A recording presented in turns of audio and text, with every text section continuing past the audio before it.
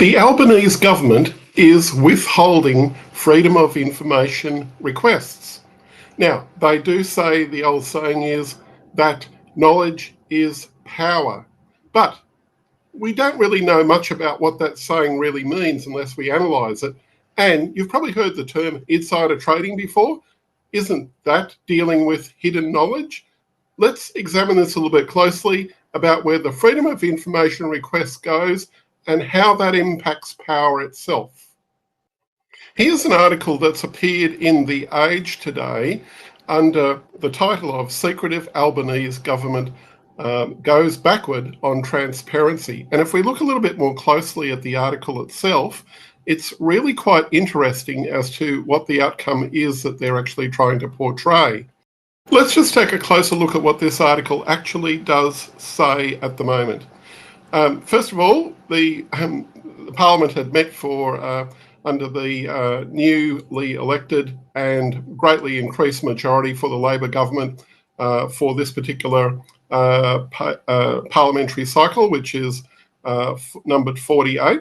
But if we have a look a little bit further down here for what's been happening in the last parliamentary cycle, the number of freedom of information requests has been going along quite steadily, but the actual number of requests granted in full has dropped significantly in the more recent parliament, and the outright refusal rate has jumped quite significantly as a result as well.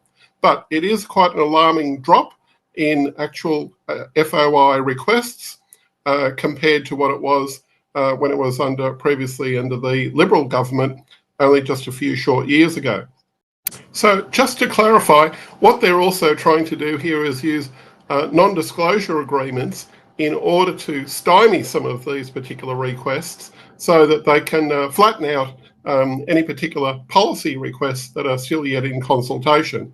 And that's probably where the greatest thing is. When they do release these FOI requests, as the article says, they're heavily redacted. They've got quite a lot of black ink all the way through them.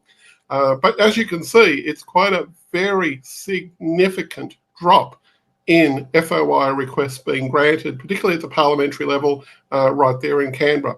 So if you did want to actually control power, how would you actually do it? Let's have a closer look at this. First of all, we have to understand where power comes from. And part of that power, there's several different types of power. So let's just have a look at what this article says in their 7 points of power that is portrayed. First of all, power is defined as refers to a person's or group's potential to influence another person or group to do something that they would otherwise not have been done. Held by individuals or groups, people respond differently when they gain power. So let's just go down to the quick summary of what the different types of powers items are. There's 7 different types of power. And what those ones are, there's legitimate power due to position or authority held.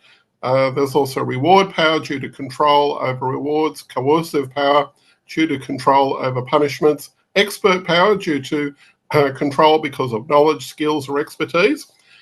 There's also informational power due to control over information. That's the one that we're dealing with here.